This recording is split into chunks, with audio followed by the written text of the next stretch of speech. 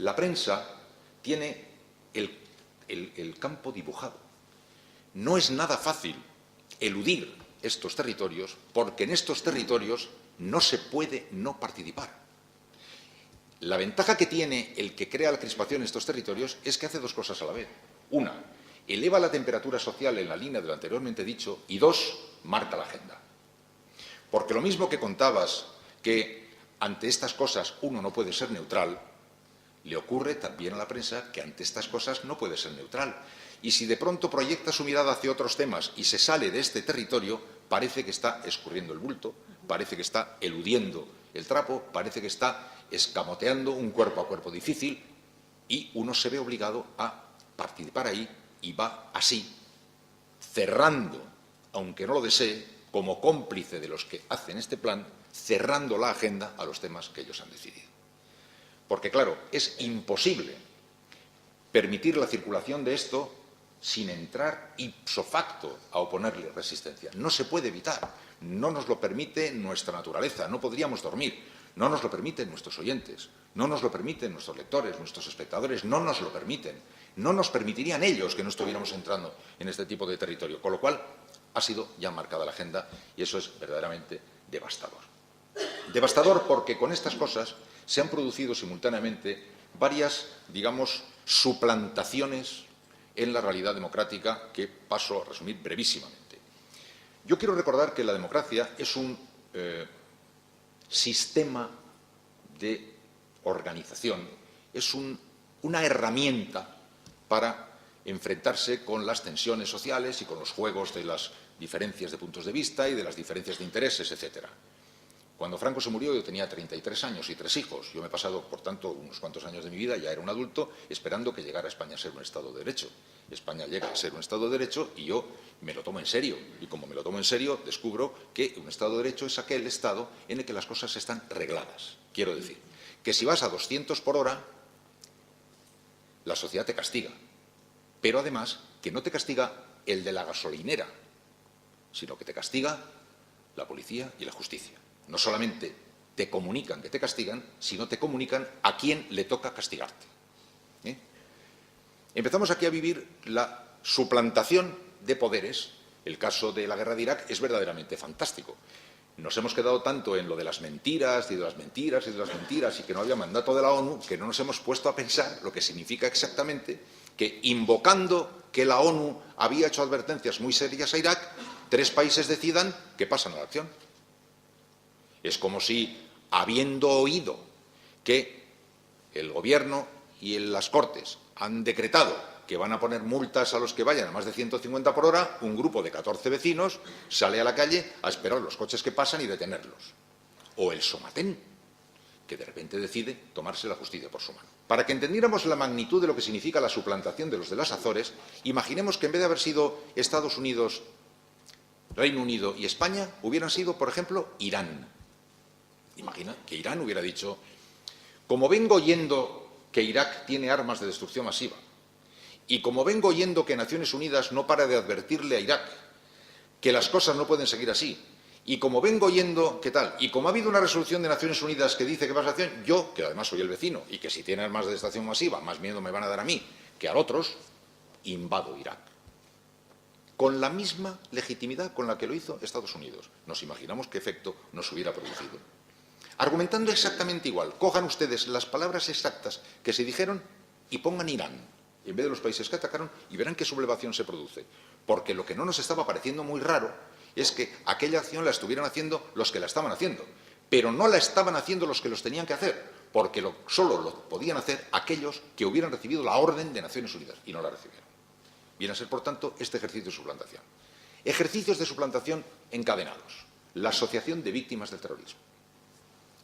La Asociación de Víctimas del Terrorismo es un colectivo ciudadano merecedor de todo el afecto de la sociedad que de pronto cree tener derecho a una autoridad en la política antiterrorista de este país y nadie le ha dicho que no lo tiene. Cuando alguien le pone alguna pega, inmediatamente dicen, pero vamos a ver, pero nosotros, con el derecho que tenemos, ¿no vamos a tener? No. Y obsérvese desde la siguiente vertiente. Si hubiera en España juicios con jurado contra los terroristas, Una víctima del terrorismo no podría ser miembro del jurado. El presidente de la sala le diría, perdone, usted no puede ser miembro del jurado. ¿Por qué? Pues porque usted es víctima del terrorismo. Hombre, pues más. No, no, usted no puede ser víctima del terrorismo. ¿Se imagina? Alguien le diría al presidente, ese presidente es un hombre que está con los verdugos y no con las víctimas. ¿Ve usted rechazado? No, porque la justicia democrática no es la justicia, es la justicia democrática, está regulada. No puede plantearse la justicia democrática desde la pasión del que se cree damnificado, sino desde la interpretación de la ley. Esa neutralidad de la justicia debería ser un magnífico dato para decir, oiga, mire usted, si no es que dudemos de su dolor, ni no nos parezca respetable, es que usted no puede dictar la justicia de este país. Y si viviera en ese país que tanto admira, usted, con todo afecto, sería acompañado hasta la puerta, porque usted es precisamente mucho menos indicado que yo para poder participar en un miembro. ¿Lo pilla? Bien. Igualmente le diré respecto a las leyes. Las leyes se dictan en el Parlamento y las controla la justicia. Y ustedes, queridos amigos víctimas del terrorismo, no son nadie para dictar las leyes. Y no se enfaden, es que no son nadie. Y pongo el ejemplo de la justicia, que casi nadie suele poner, porque ahí es donde se ve con una nitidez clarísima, monumental. La política se hace donde se hace, la justicia se hace donde se hace, y ustedes, víctimas del terrorismo, están también viviendo este ejercicio de desplazamiento de la realidad democrática en el que vivimos y que en cierto sentido nos produce un cierto vértigo. Consejo General del Poder Judicial. El Consejo General del Poder Judicial se erige de repente como una especie de tercera cámara política. Está el Congreso, el Senado y el Poder Judicial. Pasa una cosa por el Congreso, pasa una cosa por el Senado y de repente aparece la justicia por detrás y dice no, pero actuando no como un órgano judicial, sino como un tercer aparato político. Dictámenes que no te han pedido y que los das. El caballero Reyero ese, que es el portavoz, o Requero, el portavoz del Consejo General del Poder Judicial, pues se cree que es Aristóteles. En cuanto tiene una opinión sobre las cosas, va y sale a la palestra a decirnos lo que opina del matrimonio homosexual. Pero a mí, ¿qué nos importa a nosotros lo que opine este caballero sobre estos asuntos? Pero digo, parece como si viviera entre nosotros Sócrates y le hubiéramos concedido licencia para que cuando tenga algo que decirnos salga a la palestra y nos la salte. El caballero este está todo el santo día explicándonos lo que opina él en propuestas de moción que nadie le ha pedido y que, como no le ha pedido, no las tiene por qué hacer, y que también nos coloca, como antes he dicho, en el caso de la Asociación Víctimas de Terrorismo, en otra importante institución, desplazándose de sus funciones y actuando fuera de su territorio, provocando otro pequeño desajuste. Lucha antiterrorista.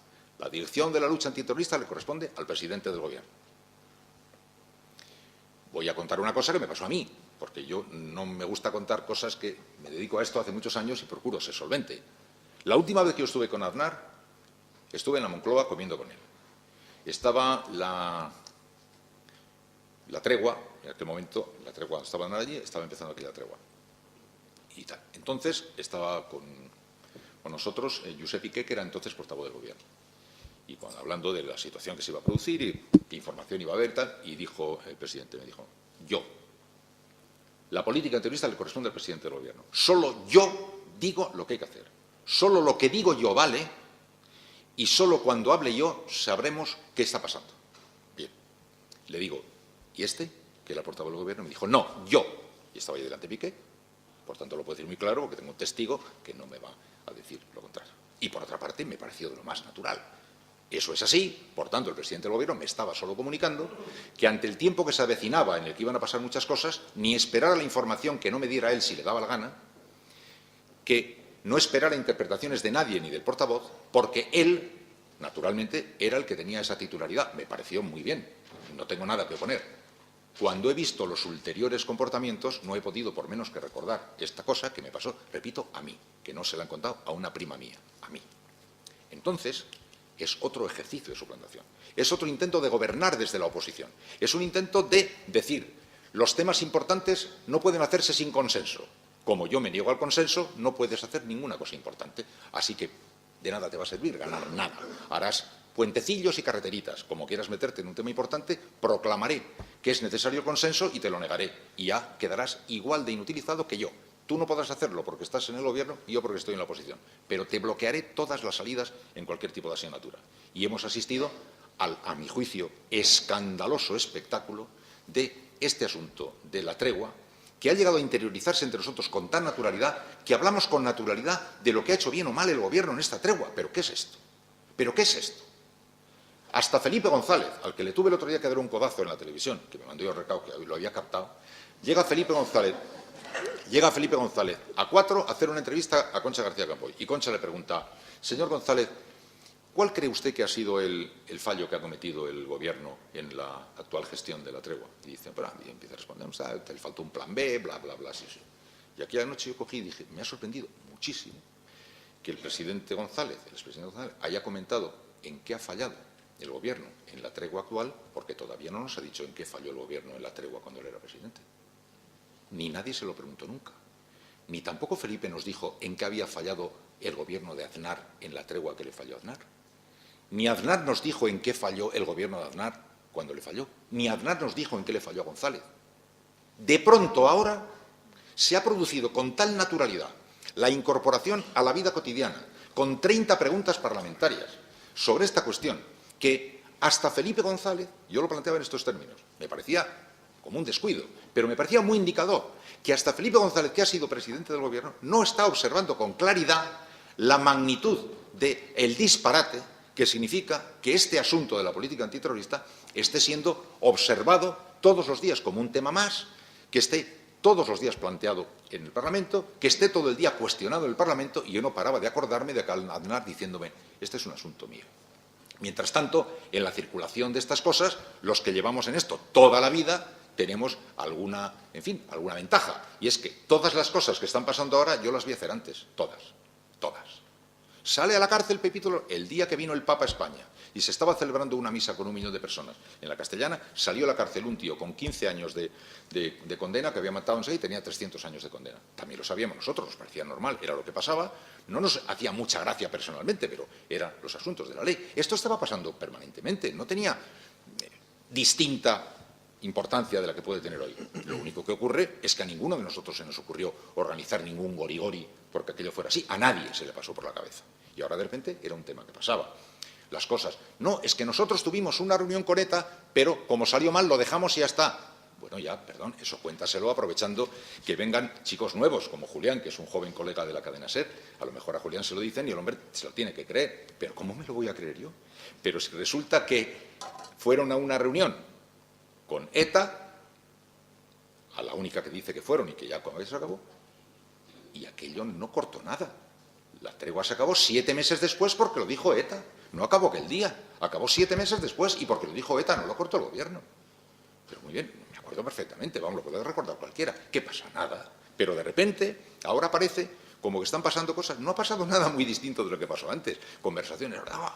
Hay un papel en el que se dice que se trató y tal, pero si lo que se trató en aquellas conversaciones se publicó en la prensa, si está ahí, si lo quiere coger el que lo quiera. Es decir, que lo nuevo es el tratamiento, a mi juicio, completamente desleal de un asunto que otros hemos tenido la ocasión de ver antes y incorporando con tal soltura las cosas a la normalidad cotidiana que hasta un hombre como el presidente Felipe González entra sin darse mucha cuenta de la injusticia que se está produciendo respecto a precedentes anteriores.